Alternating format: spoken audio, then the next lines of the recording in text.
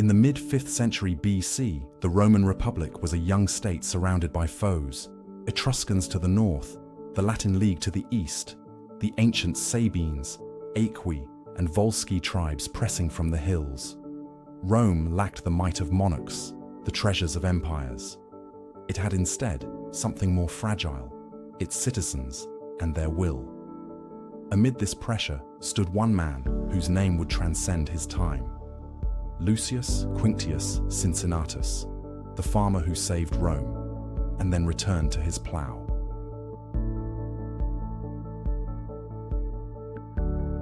The year was 458 BC.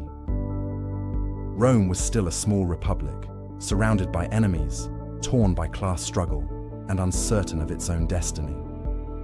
Cincinnatus had once been consul, one of Rome's highest offices, but now he lived humbly on his small farm along the Tiber River. He was a man of discipline, austerity, and principle. In those days, Rome's neighbors, the Aequi and Sabines, tested her strength constantly.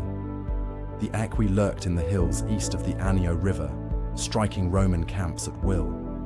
When a Roman army was trapped and surrounded in the mountains by the Aequi, panic swept through the city.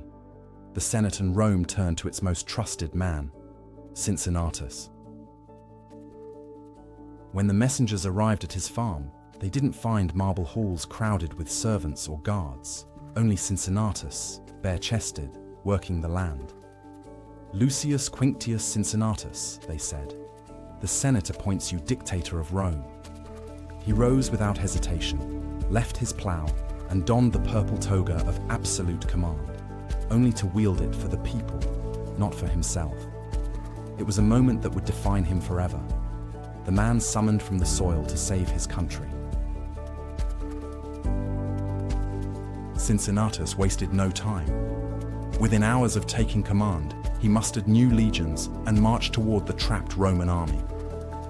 Under cover of darkness, he surrounded the Aequi's camp with palisades and trenches, trapping the enemy who had trapped Rome. At dawn, the horns sounded. The Romans attacked from both sides, crushing the Aequi in a vice of iron. Victory came swift and total. Cincinnatus ordered no massacre, demanded no tribute.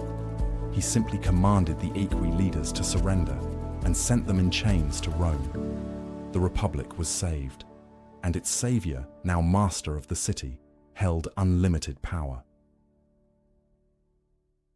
In the hands of most men, such power is intoxicating, but not for Cincinnatus.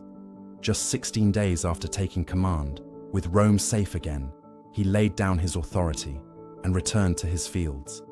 He could have ruled Rome as king. He could have rewritten its laws and seized its wealth, but he chose honor and simplicity over supremacy. That act, the renunciation of power, became the moral compass of the Republic. Cincinnatus was not the first to lay down the title of dictator. Long before him, men like Titus Lartius in 501 BC and Manius Valerius Maximus in 494 BC had done the same. But history is a funny thing. Time does not always reward the first, it remembers the symbol. And it was Cincinnatus who became that symbol, the image of the selfless Roman, the citizen who served and then stepped aside. His story captured the Roman imagination, retold for centuries as the ideal of civic virtue. Years passed. Rome faced new turmoil, not from foreign invasion, but from within. A noble named Spurius Mallius had begun hoarding grain and gathering power, threatening to overthrow the Republic. Once again, the Senate called on Cincinnatus. Now over 80 years old, he accepted. The rebellion was swiftly crushed, Mallius slain, and the city secured. And again, as before, Cincinnatus resigned and went home. 2 dictatorships, 2 moments when Rome gave him unlimited power, and twice he gave it back. For the Romans, Cincinnatus became the embodiment of virtues: manly honor, civic duty, and restraint in power. His name was whispered in the Senate for generations, invoked whenever leaders lost sight of humility. But his spirit would outlive Rome itself. 2,000 years later, across the ocean, another republic rose, built on similar ideals. And at its heart stood another man called to power by his people, who could have ruled as king, but chose to step away. George Washington, the American Cincinnatus. After victory in the Revolution, Washington resigned his commission and returned to Mount Vernon, just as Cincinnatus had returned to his farm. When he later retired after 2 terms as president, he did so with the same quiet dignity. The parallel was not lost on his peers. The officers of the Continental Army formed the Society of the Cincinnati, named in his honor, and in Lucius Quinctius Cincinnatus's. The city of Cincinnati, Ohio, bears his name as a perpetual echo of Roman virtue in the New World. Cincinnatus never built any monuments, and he conquered no nations, but his example endured longer than any empire. From the hills of Rome to the fields of Virginia, his spirit remains the measure of what it means to serve one's nation.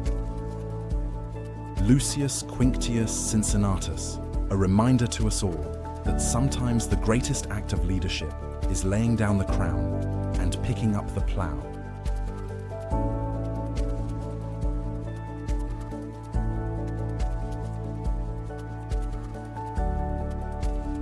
Thanks for watching. Don't forget to smash that like button, subscribe to the channel, leave a comment, and let me know what you think about the show, and share it with somebody who loves history as much as we do.